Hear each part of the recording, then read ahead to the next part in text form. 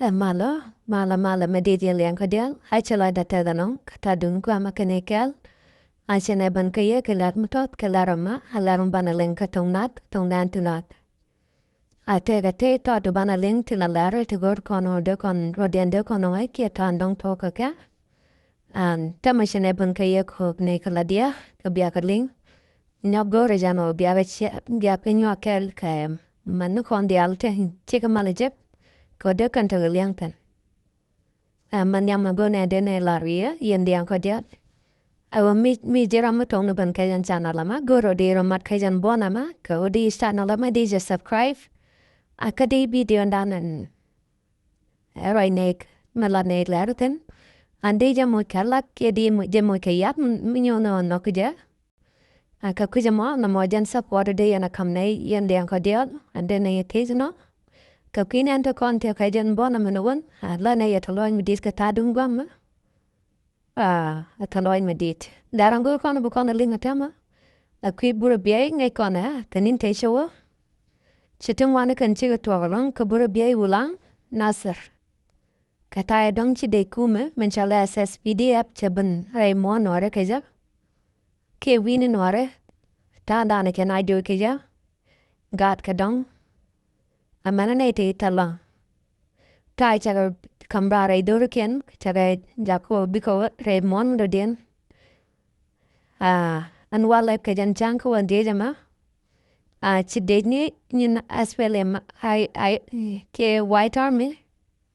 Chikarum ka dejni South Sudan tenchale as Sspdf. An akor mishirom ka wa tang pitada paiwa. An mo larnu to ka mishito kan wala ka Burebiey.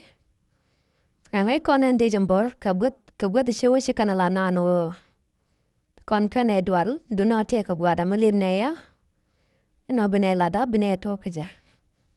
Do no chine video ka guano jan guame and lad kene do no nama. A kor mutar misirum kam den on wala and dejan bor kan a dej kum mechala Sspdf. Are win michale Burebiey. Ti kor michar kan amacherumten. I do not tell larmitanongun katandang kor cha tokaja ke chara kapchon kaja. Machine ling chikoro macha yegrom. And when we sit there, no matter misana la neck kida.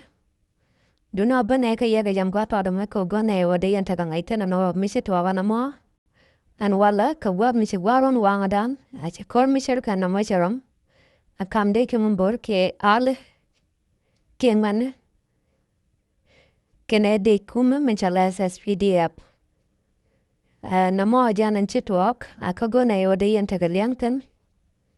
A major amishe video major gorajan or de video madajan yok. Kane kon di alakan laramakan kan kanejak ko de kantakaliangton. A kacho I parwajan or de in bonum day in a war. A ka mitiga charma gwiji or de mat. Ka kajan bonama goro bija lar kariat pingwamo bija barping. Benenen ko de nelat ka kirabo. Kakuya mo, la net loin medit yendial, ko la yana bunishang, ko bia biliang kaler no kona kam nekia, mande ne laria yen liang kadial, o bia jangajan o channelama, a channel mulat kaler tin katokawaine, ketung nante bur, kanatung nat. Not kamala ne na mokaje, o batan dan a chwikene kon, bajaling jordial tendiang anatok, kawaine, we want to din. Gone o bigata liang katong kona lat karore wake South Sudan. Katong nante bor a jalot kaman lat ne lare katok nante bor. Kanatok nat kaja. Den kuja mo ko bitin dialan togre wake South Sudan. Chiga biling natin konan lat kat right kato dian tila natin nat karo. Balat ro baga jaka ma nato kona liang karo right tog nante bor. Ko bigata andanan chuike South Sudan kene di chala nuaro e mon South Sudan abukante kan naiten na mo jalot ndan la ne lar la ne kamun ke ja katugnat kana to mente bor jalot komisher ka jana mo goro bon miti ka manu kute te bor andi lafre di kan yo ga kel michi je kano rai mis alat ka tok nyant bor Goro di laro mo di nyogi ka kel ko de kan tegalia. Ko ba mandan wera mondan ba jalinga kan. Ka kuja mo chilo da teta long yili ang dial. Na ma jal laro go ne bunai ban kaya kaja. Chilo da tet beta mai.